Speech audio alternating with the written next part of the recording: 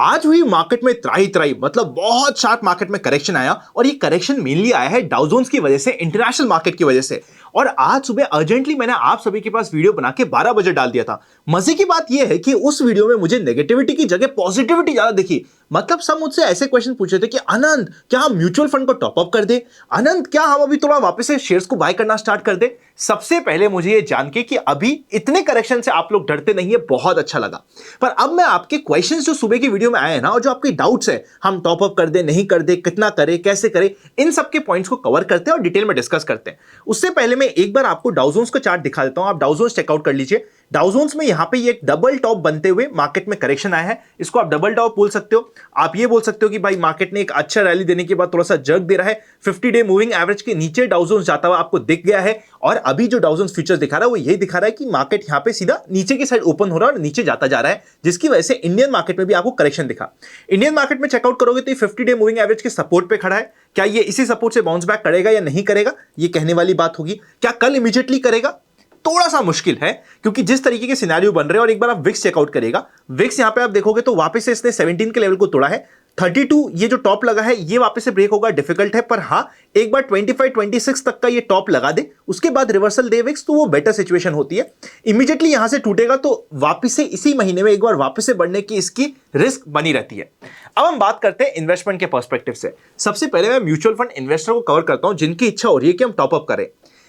अभी जितना मौका है, अगर आप परसेंटेज टर्म में देखोगे तो परसेंटेज टर्म में हम बात करते हैं, अभी जितना मौका है ये परसेंटेज टर्म में आपको टॉप से लेके मिल जाएगा 5% का मौका। 5% के मौके में अगर आपको एसआईपी टॉपअप करने की इच्छा है, हर महीने आपकी 100 रुपए की एसआईपी जारी है। इस महीने क्योंकि ये आपको मौका लग रहा है, 100 रुपए की जगह आप 200 रुपए की एसआईपी दे दीजिए। मतलब एसआईपी के अमाउंट के जितना टॉपअप करना चाहते हैं आप कर लीजिए, मैं आपको मना नहीं करूंगा। पर आप ये बोलो कि मेरा पोर्टफोलियो है 1000 रुपए का और वापस से मैं 500 रुपए और डाल दूं, इतना बड़ा ये मौका नहीं है भाई। या मैं 100 रुपए और डाल दूं, या मैं 150 रुपए और डाल दूं, अपने पोर्टफोलियो का 10% 20% एडिशनल पंपिंग कर दूं, थांबा।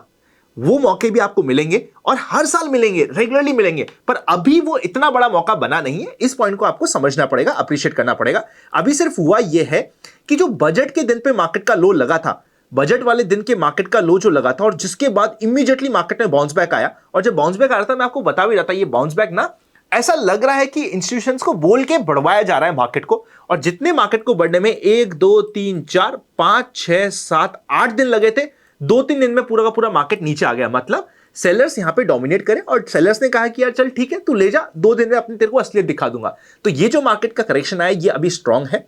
तो क्योंकि ये स्ट्रांग है, अभी तक सिर्फ इतना सा हुआ है कि ये लो जो पेंडिंग था कटना, ये कट गया है। काफी लोगों के यहां पे स्टॉप लॉसेस हुए होंगे। और एक्चुअली अगर मार्केट को मौका देना है और वापस से बाउंस बैक देना है और बड़ा बाउंस बैक देना है, तो बेटर सिचुएशन ये होती है कि एक बार ये हल्का सा नीचे का झटका थोड़ा सा 150 पॉइंट का और दे दे, सबकी पोजीशंस कटे और उसके बाद रैली स्टार्ट हो, तो उधर ध्यान रखना होगा।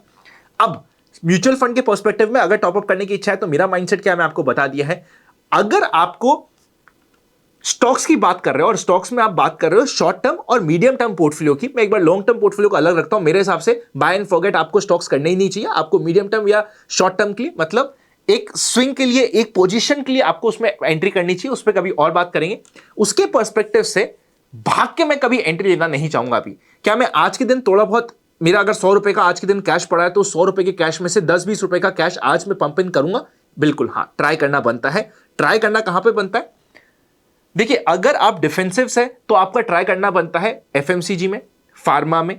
अगर आप एग्रेसिव प्लेयर है, इंश्योरेंस में। अगर आप डिफेंसिव है तो इन 3 जगह ट्राई करना बनता है। अगर आप एग्रेसिव प्लेयर है, जैसे आप मुझसे पूछोगे कि अनंत तुम ट्राई कहां करोगे, भाई मैं ट्राई करूंगा एसएमई स्टॉक्स में या फिर स्मॉल कैप में, क्योंकि स्पेशली एसएमई स्टॉक्स में मेरे को एंट्री मिल ही नहीं रही थी। अब इसकी वजह से कुछ स्टॉक ऐसे जहां पे मुझे एंट्री दिख रही है, मुझे पता है अगर वहां पे मेरा पैसा अटका और मुझे लॉस हुआ तो लॉस भी ज्यादा हो सकता है। But knowing that risk to reward ratio वहां पे इंटरेस्टिंग बन जाएगा, बड़ा बन जाएगा। और स्पेशली अगर मार्केट कभी भी किसी भी कारण से, एक बार मैं आपके लिए ना यहां पे 200 डे मूविंग एवरेज की जगह ना इसको मैं 100 डे मूविंग एवरेज पे शिफ्ट करता हूं। आप 100 डे मूविंग एवरेज देखिए अपने सामने कि ये 100 डे मूविंग एवरेज कहां पे आ रहा है।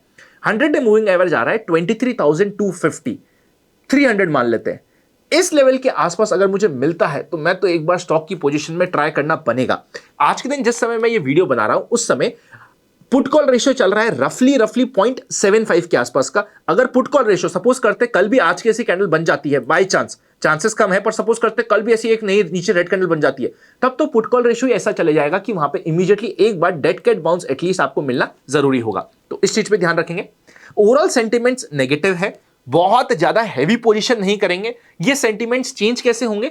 एक बार मार्केट वापस से जब भी 24,300 को रिक्लेम करेगा, उसके बाद आप समझ लीजिएगा कि एक बार मार्केट के सेंटिमेंट्स वापस से ठीक हो गए और मार्केट एक बार ऊपर जाने को रेडी है। इंट्राडे में कल का क्या है स्टडी, उसको स्टडी करें। उससे पहले अगर अभी तक आपके पास डीमैट अकाउंट नहीं है तो डीमैट अकाउंट ओपनिंग्स आपको डिस्क्रिप्शन में पिन कमेंट पे मिल जाएंगे। Free demat account opening links भी है, तो वहां पे जाके अपना डीमैट खुला दीजिएगा। अभी वैसे भी काफी आईपीओ आ रहे हैं इस वीक में, आने वाले वीक में, तो वो आईपीओ के पर्सपेक्टिव में काफी इंटरेस्टिंग बना रहेगा। इंट्राडे पर्सपेक्टिव में बात करें तो बहुत सिंपल सा सिनेरियो है, 24,300 के ऊपर ही नई बुलिश पोजीशन बनेगी। वरना अगर मार्केट गैप डाउन ओपन होता है तब तो यहां पे 23,700 के आसपास ही एक बार बाउंस बैक का चांसेस बनते हैं, जिसके लिए ध्यान रहेगा।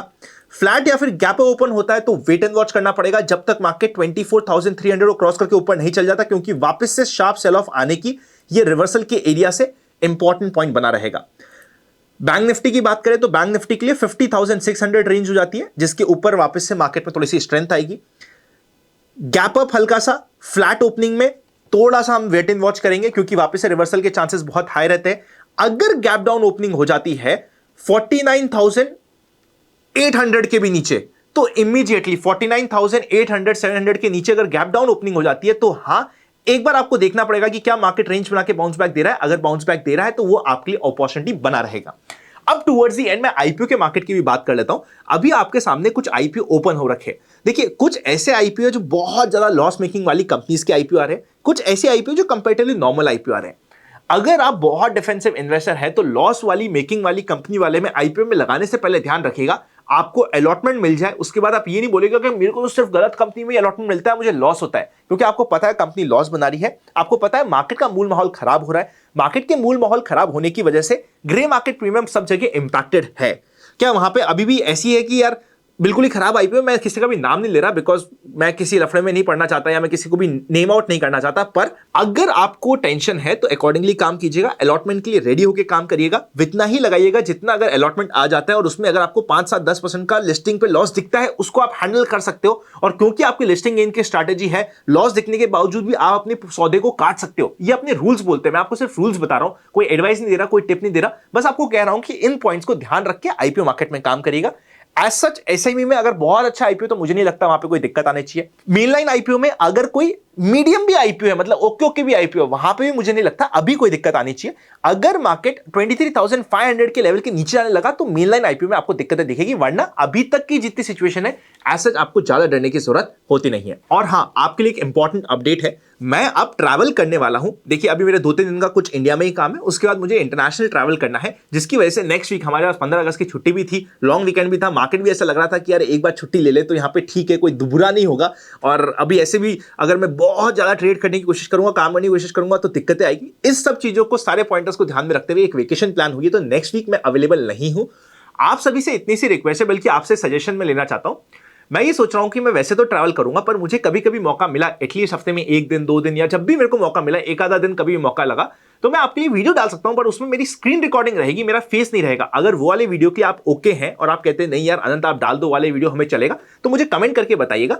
एटलीस्ट अगर मुझे लगा कि यार कुछ मार्केट में ऐसा है कि आपको अनंत का फंडा की रिक्वायरमेंट है, मैं तो डालने की कोशिश करूंगा। वरना आपको अभी थोड़े से अनंत का फंडा के एपिसोड्स आपको कम मिलेंगे, इसके लिए आप रेडी रहिएगा। अभी कल परसों तो हो सकता है मैं इंडिया में ही हूं, जब तक मैं इंडिया में हूं आई विल ट्राई कि मैं आपको दे सकूं, या एटलीस्ट आईपीओ की अपडेट्स दे सकूं, आईपीओ के अपडेट के रिव्यूज के वीडियोस दे सकूं। बट उसके बाद स्पेशली नेक्स्ट वीक से, ये वाली वीक तो आप समझ लीजिए कि नॉर्मल है, थोड़ा सा ऊपर नीचे चलेगा, पर ये वाला वीक तो नॉर्मल है, पर नेक्स्ट वीक से आपके लिए थोड़ा सा वीडियो की अपडेट्स में दिक्कत मुझे लग रही है। सिर्फ नेक्स्ट वीक, ज्यादा नहीं, सिर्फ अगले वीक के 3 दिन, क्योंकि एक आपका फ्राइडे आ जाता है, 15 की आपकी छुट्टी है, पहला मंडे ट्यूसडे वेडनेसडे वाला दिन है, तो उसमें मैं आई विल ट्राई कि मैं एक दिन का आपको वीडियो डाल सकूं। तो मुझे आप कमेंट करके बता दीजिएगा, अगर चलेगा तो मैं सिर्फ स्क्रीन रिकॉर्डिंग होगी डायरेक्टली, और मैं फिर आपके लिए सिर्फ लैपटॉप लेके जाऊंगा और स्क्रीन रिकॉर्डिंग करके आपको बताने की कोशिश करूंगा।